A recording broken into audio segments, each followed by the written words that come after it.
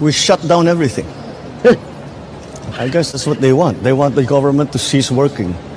So yung matuloy yung kanilang mga destabilization na ginagawa. Abay, kung alam mo talaga itong may blanco-blanco, sa Bicam, kung alam mo yan, abay, sasama talaga loob mo. Eh yan ay malaking kabulaanan. Hindi magsha-shutdown ng gobyerno. May mekanismo dyan, yung tinatawag nating reenacted budget. At yung sinasabing so that we can continue destabilizing the government, that is wrong. That is totally misplaced and out of place yung kanyang sinabi. Sapagkat ang issue dito ay corruption. Masyado kayong matatakaw. Okay. Banateros ay hindi magigiba. Banateros ay hindi nag-iisa. Banateros ay kami walang iba. Banateros hanggang sa huli naming hininga. Yan ang banateros, walang inuurungan. Pag tama palakpakan, pag mali ay babanatan. Yan ang banateros, boses ng ordinaryong Pilipino. Banateros ay walang makakaawan. At eto na nga mga kababayan, medyo natataranta na po sila. At feeling ko nga mukhang stress na si Mr. President sa matinding nangyayari sa kanyang gobyerno ngayon. Oo. Ang sinupalpal pa ni Attorney Vic Rodriguez, paktay ka diha. Oo. So, eto mga kababayan, ang pinag-uugatan pa rin po nito ay ito pong Bicam, mga blanco-blanco, at eto na nga, iniakyat na po ito diyan sa Korte Suprema. At kanina may interview si Mr. President na paano daw kapag kinatigan ng Korte Suprema itong petisyon nila Attorney Vic Rodriguez at ni Congressman Sid Ungab. Abay, akalain mo na isi-shutdown daw niya ang gobyerno. Paktay ka diha. Oo. Mukhang talaga, weak leader talaga mga kababayan. Alam nyo ba kung ano? Sige. Oo. Bago tayo magsimula, shoutout muna sa mga kababayan natin sa Luzon, Visayas, Mindanao, at sa mga kababayan nating OFW sa iba't ibang sulok ng mundo. Magandang araw po sa inyong lahat. At syempre, si Master Judea nagbabalik po at huwag kakalimutan mag-like, share, at subscribe. Yan. At eto na nga, mga kapatid, medyo nagkakaroon na po ng tarantahan dito. Oo. At kanya-kanya ng palusot, nagbabanggaan ng kanilang mga statements. Kumbaga, labo-labo na. At eto na nga, lumabas na ang tunay na ugali ni Marcos Jr. Yan. Ayan ang sinasabi natin Okay. So, eto, isa-shutdown daw niya ang gobyerno kapag kinatigan ng Korte Suprema itong petisyon. Paktay ka diha. Oo. Wala. Oo. Mahina. Ano ang ibig sabihin pagka sinat-down mo ang gobyerno? Ano mangyayari? Kunyari, sinat-down mo ang computer mo or laptop mo, what will happen? Hindi siya gagana. Hindi siya magpa-function. Same thing kapag sinat-down mo ang gobyerno. Hindi siya gagana, hindi siya magpa-function. So, ibig sabihin, lahat ng sangay ng gobyerno hindi gagana, nakasarado yan. Pag sinabing shutdown ang gobyerno. Yan. Well, eto mga kababayan, PRRD is right again. Yan. Okay? Marcos Jr. is really a weak leader. Yan. He can barely work under pressure. Kumbaga, hindi siya makapag-isip ng matino, Hindi siya makapag-focus pagka may problema. Oo. Kumbaga, aligaga, natataranta, nauutal-utal, nagkabulol-bulol. Ganun po ang nangyayari. At kitang-kita naman po natin yan. Hindi siya marunong mag-handle ng problema. Yan. Yan ang tunay dyan, mga kababayan. Oo. So, nagkakautal-utal, sabi ko nga,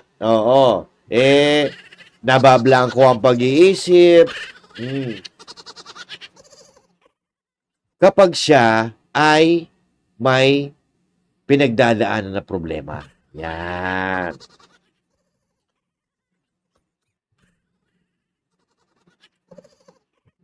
Yan ang problema natin eh. Oo. Kayo kasi, binoto-boto nyo. Oo. Oh. So, hindi niya alam kung ano ang gagawin pag may problema. Eh, naaalala nyo ba? Oo. Noong bumaha. Yung bumaha ng malala sa Bicol, sa buong Pilipinas bumaha. Oo. Anong niya? Sabi niya, di ba? Oh, anong gagawin natin? Ay, paktay ka diha. Oo. Sa bagay, paano naman niya mahahandle ang problema, kung yung tatay niya nga mismo, sinasabi na tamad siya. Stubborn daw, di ba? Sabi ng tatay. At ni minsan siguro, hindi pa siya nakapag-handle ng problema. Yung problema ba? Kasi nga, ang sabi ng kapatid niya, laki sa layaw. Lagi daw nasa disco. At tamad daw. At isa pa, maraming pera. Yung problema na pinagdadaanan, pwedeng i-resolve ng pera. Alam niyo mga kababayan, he is not really fit to be a leader. Why? Bakit? Bakit ka pa? Pawayway ka pa dyan Hindi niya po kayang ipagtanggol, hindi niya kayang tayuan, hindi niya kayang ipaglaban ang mga Pilipino. Diba? Biruin mo, isa-shutdown niya ang gobyerno dahil feeling niya may gustong mag-destabilize sa gobyerno niya. Aba? Tamang hinala ang tawag diyan, boss. Tamang hinala. Tigilan niyo na kasi kakasinghot singhot kasi, hindi ko alam kung ano sinisinghot nyo, bahala kayo. Yan ang problema sa atin, boss Yan ang problema Oo. Eto, mga kababayan, pakinggan natin yung kanyang sinabi. Natulala ako Nung narinig ko to, biruin mo, pag presidente ka, you don't want your government or your administration to shut down. Yan ang pinakamasamang pangyayari sa iyong pagiging presidente kung sa administrasyon mo nag-shutdown ang gobyerno. Ibig sabihin nun, hindi ka epektibo. Pamali-mali ang ginagawa mo. Nag-shutdown Di ba? So, ibig sabihin, hindi mo na solusyonan yung problema. Eto, mga kapatid, panoorin natin kung paano siya nag-tantrums. Sir, on budget lang po, sir. Yes. May we have your reaction dun sa pinay lang po na challenge before the Supreme Court ni former ES Vic Rodriguez. What do you think of this, sir? Unconstitutional daw yung GAA. Well, that I've read some of the filing, the complaint. Well, the Solzhen. Pag wala kang may sagot, tumawa ka na lang. Sabi ng yung reporter, di ba, na Amerikano, what's funny? Nung tinanong siya, nakalimutan ko na yung tanong sa kanya ng Amerikanang reporter, nagkabulol-bulol, tawa lang. What's funny? May nakakatawa ba? Of course, we'll be the ones who will argue for the government. And he tells me, Solzhen Maynard tells me that we are on a solid footing in terms. Yan ang problema kasi, di ba? Ano yung pagkakaiba dito? Si PRRD, siya ang nagmamando. Kahit anong sangay pa ng gobyerno yan, di ba? So, yung mga sangay ng gobyerno, they can suggest, but still, si PRRD pa rin yung nagdidesisyon kung anong gagawin. Pero ito, si Bongbong Marcos, si Maynard Guevara, yung Soldier natin, ito ang sabi sa akin, okay naman daw ang ating gobyerno. Naman daw, na dapat ikaw ang nakakaalam kasi ikaw presidente. Matindi. Tuloy. of constitutionality. It will Oh. I don't know why they bothered to file that because napakahirap ng kanilang assertion. Ay, wow! Kinakabahan na siya, mga kababayan. Oo. Medyo, nire-reverse psychology na yung mga nag-file. Mas matalino sa yun. Oo. Ay, nako. Tuloy. It clearly doesn't... well, anyway, it's not for me to make the argument. We'll let the Soldier make the argument before the Supreme Court, and we're very confident that our case is strong. Pero just in case lang, sir. Grabe, no? Wala talaga siyang alam. Bahala ka na dyan, Maynard, ha? Ikaw na bahala dyan. Hindi niya alam talaga kung ano gagawin, eh. Oo. Ito pa isang tanong. In case lang, sir, na pumabor, not in favor of the admin, yung decision ng Supreme Court, meron po ba tayong contingency? No. We shut down everything. Paktay ka niya. Kung halimbawa, tanong reporter, kung halimbawa, kinatigan or pinaboran ng Korte Suprema ang petisyon, kung may contingency plan ba siya, kung ano yung plano, wala daw plano, we will shut down. Paktay ka diha. Magsi-shutdown daw, tuloy natin. I guess that's what they want. They want the government to cease working.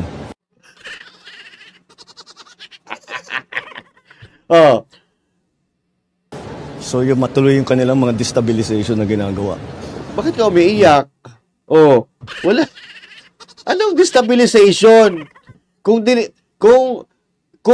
may gustong i-destabilization ka, matagal ka nang wala dyan sa pwesto mo, sir.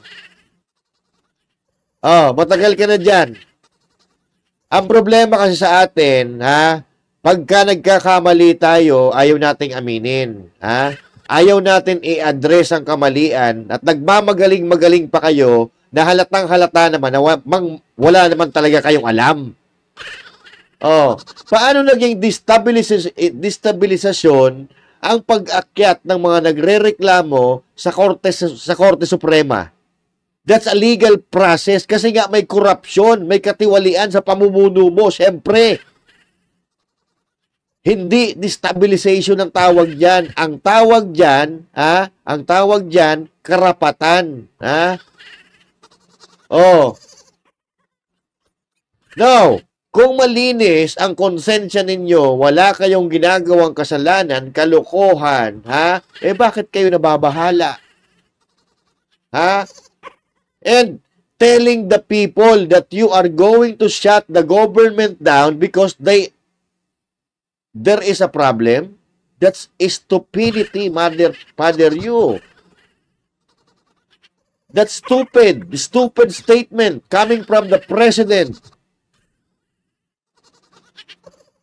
Alam mo, sir, dapat ikaw yung pinakahuling tao na magsasabi na magsi-shutdown na ng gobyerno. Pukin ang ina, ikaw pa nauna magsabi.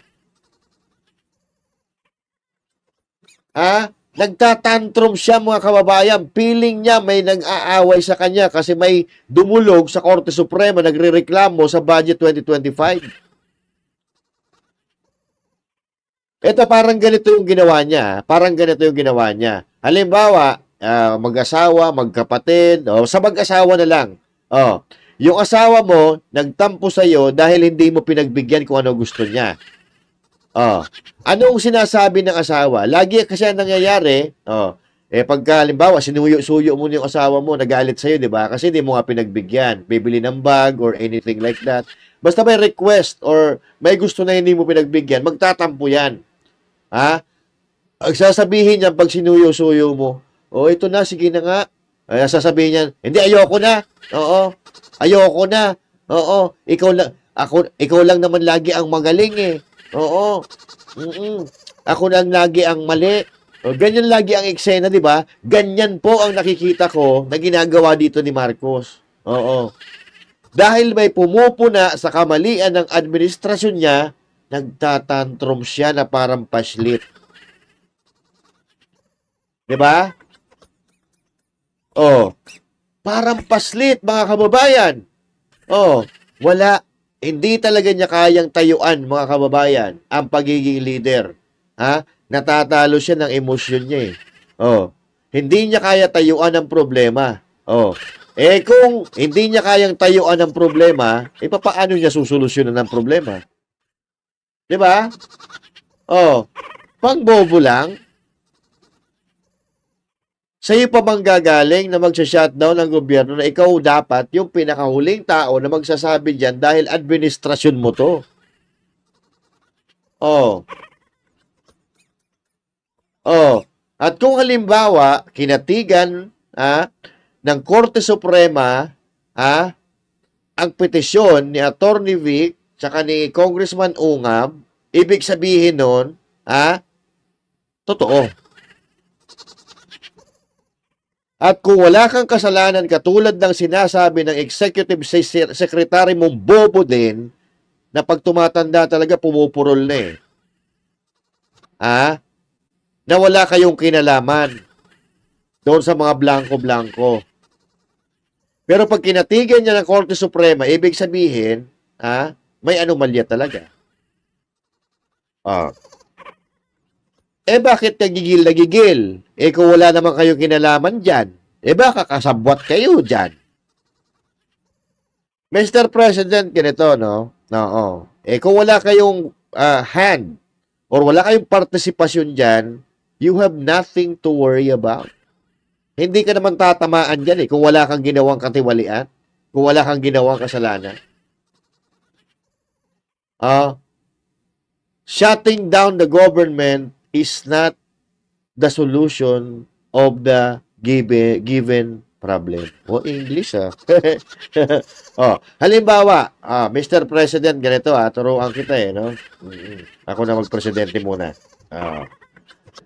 Kapag kinatigan ng Korte Suprema yung petisyon ni Atty. Vic at Ungab, there's always a remedy.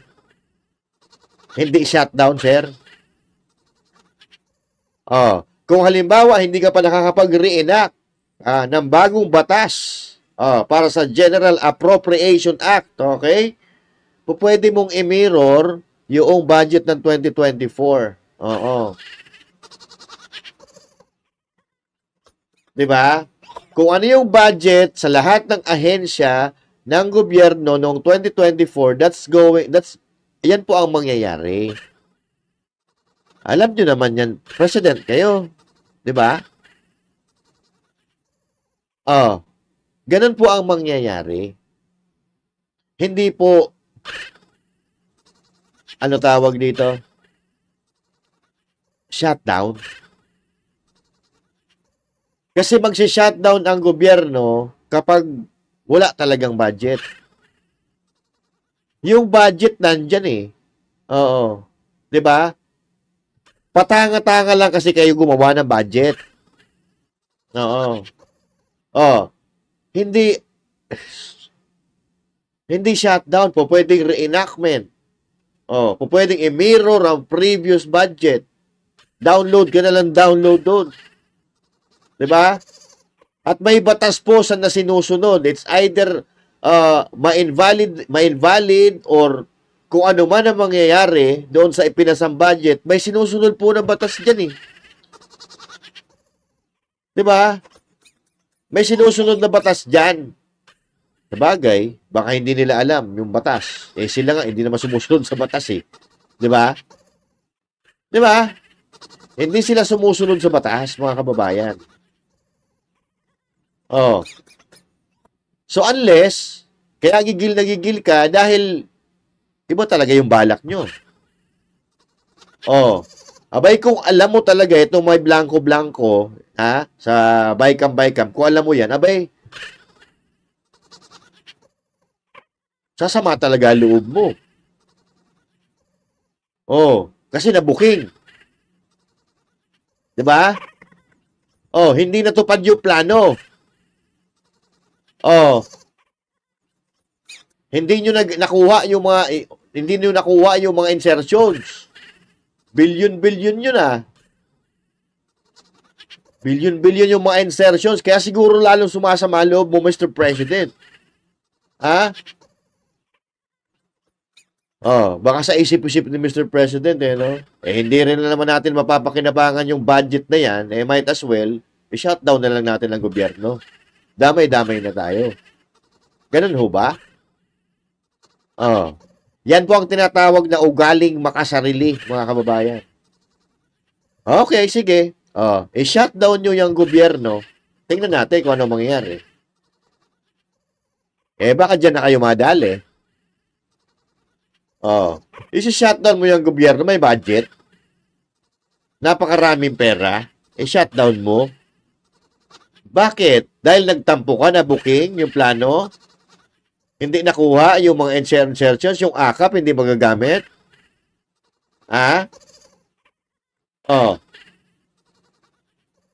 Pambobo lang? Iba talaga nagagawa ng pera, no? Oo. Nabubulag lahat. Eto, mga kababayan, panoorin natin. Ulit. Sir, on budget lang po, sir. Yes. May we have your reaction dun sa pinay lang po na challenge before the Supreme Court ni former ES Vic Rodriguez. What do you think of this, sir? Unconstitutional daw yung GAA. Well, that I've read some of the filing, the complaint. Well, the Solzhen, of course, will be the ones who will argue for the government. He tells me, Solzhen Maynard tells me that we are on a solid footing in terms of constitutionality. I don't know why they bothered to file that because napakahirap ng kanilang assertion. It clearly doesn't. Well, anyway, it's not for me to make the argument. We'll let the Solzhen make the argument before the Supreme Court, and we're very confident that our case is strong. Pero just in case lang, sir, na pumabor, not in favor of the admin, yung decision ng Supreme Court, meron po ba tayong contingency? No, we shut down everything. I guess that's what they want. They want the government to cease working. So yung matuloy yung kanilang mga destabilization na ginagawa.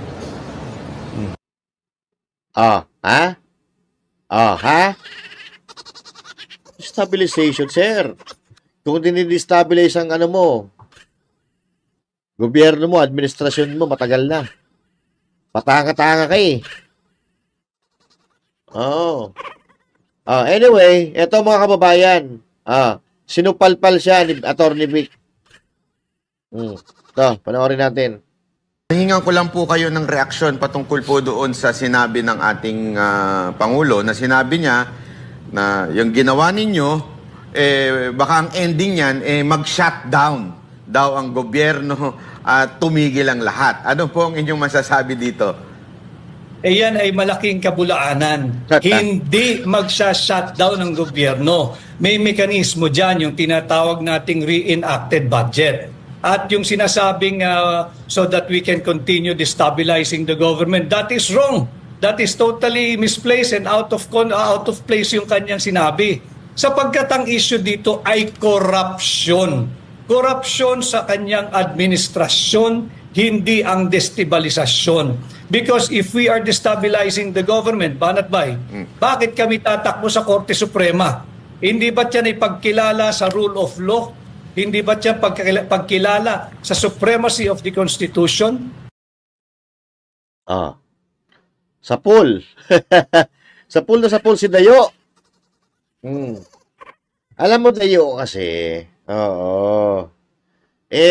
nagpumilit kang pumunta dyan akala ng mga tao, kaya mo ang pagiging presidente.